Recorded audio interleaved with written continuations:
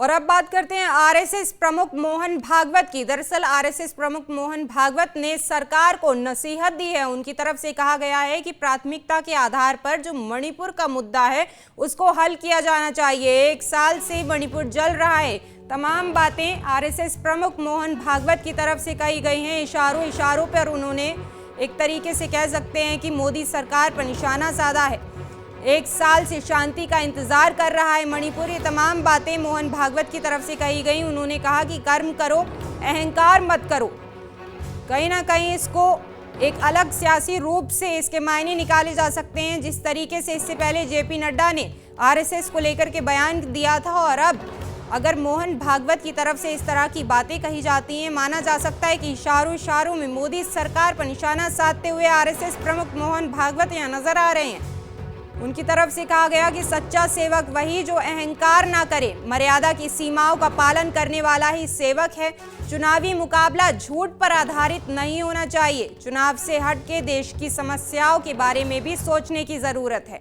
तो RSS chief Mohan Bhagwat सोमवार 10 जून को नागपुर में संघ के कार्यकर्ता विकास वर्ग के एक समापन में शामिल हुए थे, और यहाँ भागवत ने चुनाव राजनीति और राजनीतिक दलों के रवैये पर बात की। भागवत ने कहा कि जो मर्यादा का पालन करते हुए कार्य करता है, गर्व करता है, किंतु लिप्त नहीं होता, अहंकार नहीं करता, और वही सही अर्थों में सेवक कहलाने का अधिकारी है। उन्होंने कहा कि जब चुनाव होता है तो मुकाबला जरूरी होता है। इस दौरान दूसरों को पीछे ढकेलना भी होता है, लेकिन इसकी एक सीमा होती है।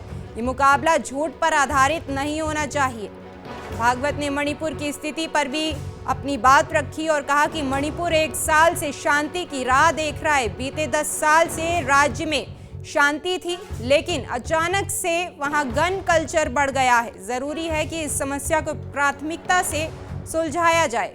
चुनावी मुकाबला झूठ पर आधारित ना हो, मर्यादा की सीमाओं का पालन करने वाला ही सेवक। ये तमाम बातें आरएसएस प्रमुख मोहन भागवत की तरफ से कही गई हैं। इससे पहले आपको बता दें, जेपी नड्डा जो कि भारतीय जनता पार्टी के राष्ट्रीय अध्यक्ष हैं, उनकी तरफ से आरएसएस को लेकर के एक स्टेटमेंट भी दी गई थी। ज्यादा जानकारी के साथ वरिष्ठ पत्रकार प्रमोद शर्मा हमारे साथ जुड़े हुए हैं। प्रमोद जी, देखिए, कुछ वक्त पहले जेपी नड्डा आरएसएस को लेकर के एक स्टेटमेंट देते हैं कि पहले आरएसएस की जरूरत पड़ती थी चुनाव लड़ने के लिए, लेकिन अब हम सक्षम हैं, अब आरएसएस की बहुत अधिक आवश्यकता नहीं है। और अब इसके बाद मोहन भागवत के इस तरीके के जो बयान सामने आते हैं कि सच्चा सेवक वही जो अहंकार ना करे, कर्म करो, अहंकार मत करो। मणिपुर को लेकर भी उन्होंने तमाम बातें कहीं। कैसे देखा जाए मोहन भागवत के इस बयान को? आरएसएस के रिश्ते को समझना जरूरी है। मोहन भागवत का जो बयान है वो कोई जेपी नड्डा के बयान का जवाबी पलटवार नहीं है। वो आरएसएस के प्रमुख हैं। आरएसएस राष्ट्रीय स्वयंसेवक संघ, उसके बहुत सारे अनुषंगिक संगठन हैं, जिसमें राजनीतिक विचारधारा को लेकर भारतीय जनता पार्टी, जो पहले जनसंघ था, 1980 में फिर बीजेपी का गठन हुआ, वो उसका एक सहयोगी माना जाता है। राजनीतिक विचारधारा जो है वो आरएसएस से निकली हुई एक पार्टी है, तो वो बीजेपी उसकी राजनीतिक विचारधारा को आगे बढ़ाती है। तो ये दोनों को जोड़ना कि जेपी नड्डा का जो बयान था उसका जवाबी पलटवार है, ये कहना गलत होगा। लेकिन जो बयान है उस मोहन भागवत के बयान के अपने आप में बहुत कुछ मायने हैं।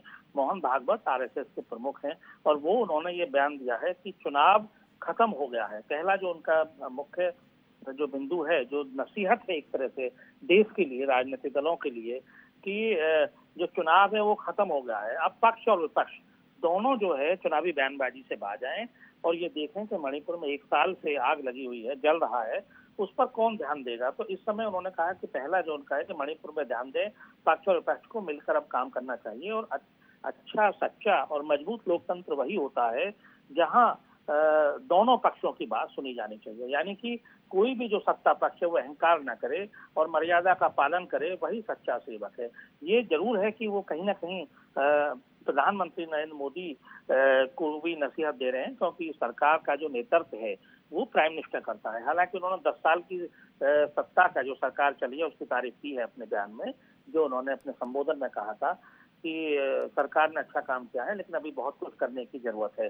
तो पहला कि पक्ष और विपक्ष चुनावी बयानबाजी से बाहर निकले। दूसरा कि जो मणिपुर में 1 साल से जल रहा है उस पर कौन ध्यान देगा। उन्होंने कहा कि इस समय पूरी दुनिया देख रही है। और हमें 10 साल शांत रहा था मणिपुर, और अब अचानक से उसमें आग लगी है, कलह वहाँ पे उपजाई गई है, मणिपुर त्राही त्राही कर रहा है। तो इसको प्राथमिकता देकर ध्यान देना चाहिए, क्योंकि 200 से ज्यादा मौतें हुई हैं, 50,000 लोग राहत शिविरों में रह रहे हैं। तो ये एक संघ प्रमुख की एक नसीहत है सरकार के लिए कि उसको ध्यान दें और इस पर जो विचारधारा जो संघ कहना चाहता है सबको साथ लेकर चलें। तो ये उनका एक दूसरी नसीहत है। और तीसरा उन्होंने कहा कि अहंकार रहित जो होता है जो व्यक्ति वास्तव में, वही सेवक कहलाने के लायक है। तो मन में कोई अहंकार ना पाले कि मैंने ऐसा किया, देश की सच्ची सेवा वो करें। तो जो सत्ता पक्ष है उसकी जिम्मेदारी है। तो इस नाते हम उस पर देख सकते हैं इस दृष्टिकोण से कि मोहन भागवत ने कहीं ना कहीं अपनी जो बीजेपी की सरकार है या एनडीए की सरकार है उसको नसीहत दी है कि वो इसका पालन करें, यानी कि राजधर्म का पालन करें। एक बार ऐसा बयान जो अटल जी जब प्रधानमंत्री थे, जब गुजरात में दंगे हुए थे, उन्होंने भी ये कहा था कि मुख्यमंत्री को राजधर्म का पालन करना चाहिए। तो इस जो उनकी नसीहत है उससे जोड़कर देखा जा सकता है कि सरकार राजधर्म का पालन करे और जो विपक्ष है वो भी अपने को विरोधी न माने और प्रतिपक्ष के तौर पर सरकार को सहयोग करे और उनको गाइड भी करे अगर वो कहीं गलत जा रहे हैं। तो ये दोनों पक्षों के लिए, पक्ष और प्रतिपक्ष दोनों पक्षों के लिए एक नसीहत है मोहन भागवत की। जी राशि जी, बहुत शुक्रिया प्रमोद जी हमारे साथ जुड़ने के लिए। तो मोहन भागवत की तरफ से कहा जा सकता है कि एक तरीके से सरकार को नसीहत देते हुए वो यहाँ पर नजर आए। आरएसएस प्रमुख की तरफ से तमाम बातें कही गई, कर्म करो, अहंकार मत करो। उनकी तरफ से ये भी कहा गया कि अब देश की समस्याओं के बारे में सोचने की आवश्यकता है। मणिपुर के विषय पर भी वो अपनी बात रखते हुए नजर आए और उनकी तरफ से कहा गया कि मणिपुर जो है लंबे वक्त से सुलग रहा है, जल रहा है और वहाँ की जो समस्याएं हैं अब उनको सुलझाना चाहिए प्राथमिकता से।